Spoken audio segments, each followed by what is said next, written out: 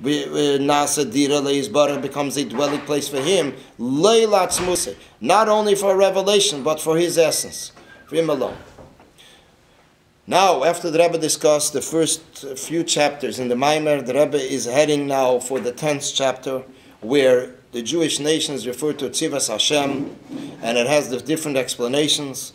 And after that, the Rebbe heads for the 19th chapter, where the Rebbe, in great detail, elaborates on the chapter 19 of this sequence of discourses. What year was it? This Maimer, the Rebbe said in 1969, corresponding, explaining the 19th chapter of the previous Rebbe's Maimer. That the Jewish nation is referred to Tzivas Havaya, which Tzivas means army. The Kol Echad Misrael Uchayil b'Tzivas Hashem. Tzoval Meloshen Chayil. That every Yid is a soldier in Tzivas Hashem, in the army of Hashem, as it's referred to in Parsha Boy, that Yid, when the Jewish nation left Egypt, so they're referred to as Tzivas Hashem. Tzova is the word, is an union of soldier. That he goes out in the war, to conquer the world, and make it a dwelling place for Hashem. In order that Yidden should be victorious in the war, so they give them special keiches, special energy, assets, in order they should be able to accomplish it. The same way that when there's a war in a physical sense, that in a physical sense, when there's a war, so then they give out all the different treasures and everything in order to encourage and stimulate the soldiers that they should fight in order to obtain victory. That although usually the treasures are hidden and concealed, and surely that we don't even use them, that they don't even use them for a purpose, for a great need, because these are treasures that the kings and the king's ancestors have gathered and collected and kept it concealed. One exception is when the only exception is when do they reveal it, is in order to be victorious against the enemies. So then they give out all the treasures. Why is it that when it comes to waging war, it is then that the king gives out everything that he has and he's collected and his most cherished treasures? Because when it comes to inyan of being victorious, so then it is rooted in the essence of a person's soul. It is not something logical, but it is something which is in the essence of the nefesh, and over there's no calculations. So therefore, when it comes to being victorious by the melech, this is the most primary thing in his kingdom, and therefore he gives out the treasures. The same thing is also in the spiritual worlds. That the inyan, the source of the midas hanetzach, which is a personal trait in a person, but it is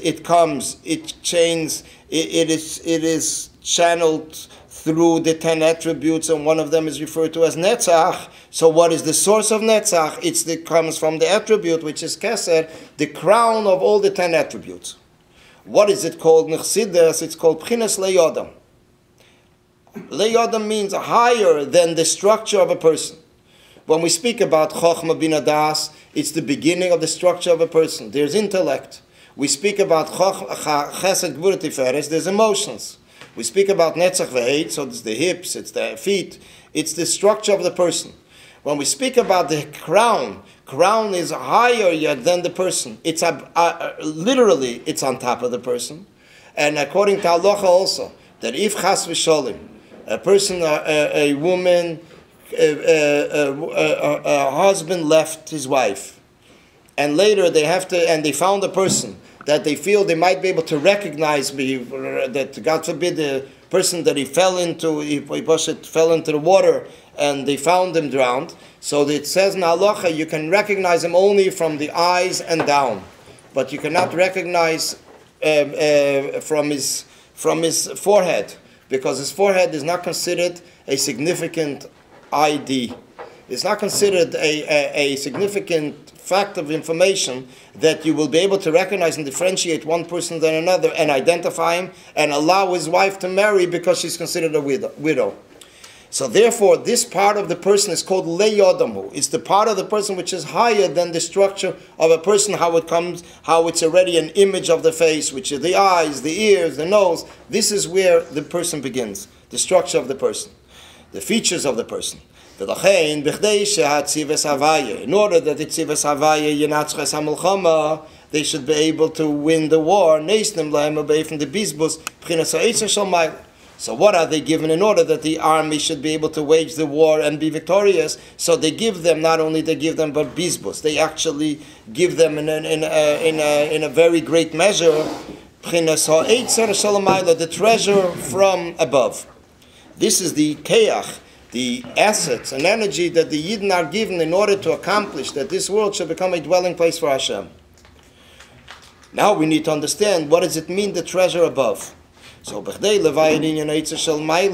order to understand what is the union of Eitzer, the treasure in a higher world,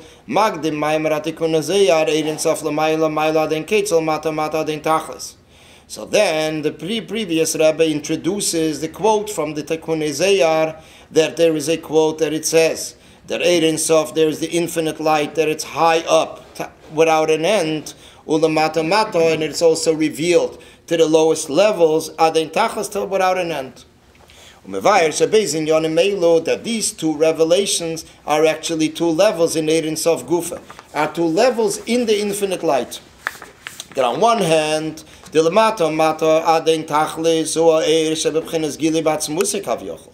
speaking about the revelation that from above to below, that it reaches and it descends to the lowest levels. This has a source. This is rooted, this is the air, as Hashem reveals himself. To say is that this is the Tnuah, this is the function as Hashem reveals himself, and therefore it results that godliness is revealed to the lowest levels. When we speak about the other end, which is L'mayla, the highest level without an end, who etzem, this speaks about the essence of the light, it's not in a state of revelation, even in its essence. Which means that even in his essence, it does not serve as a source of revelation.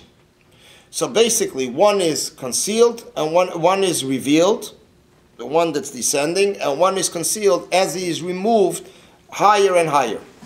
What does the treasure mean? This is the essence of godliness that's higher than revelation, higher than light, higher even than the essence of light.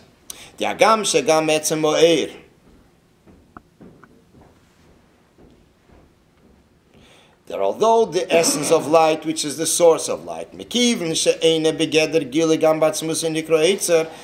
it is not begeder giloy, it is called, etzem over here is fakir, that it's not revealed, gambatzmus, it's called treasure. Treasure is like something that's concealed from the visible eye. Since the essence of the light is also called revelation, giloy,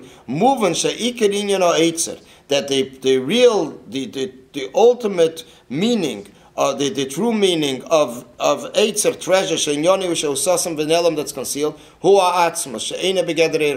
so this is the essence that Bechlal not in the range of revelation. The Eitzer zen neisnim, and this treasure is given to Beifim the Bizbos, Litzivas Havaya. It is given to the Tzivas Havaya, to Yidden, to the Jewish nation, in every generation, in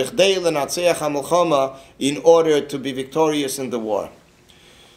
So this is how the Rebbe introduces the union of Midas HaNetzach, that in the revelation in godliness, in the same sense that when we speak about a treasure here, it is removed from the physical eye, it is concealed completely. In the same sense, Lamailo, it is a revelation, it is a level in godliness which is completely not within the range of revelation.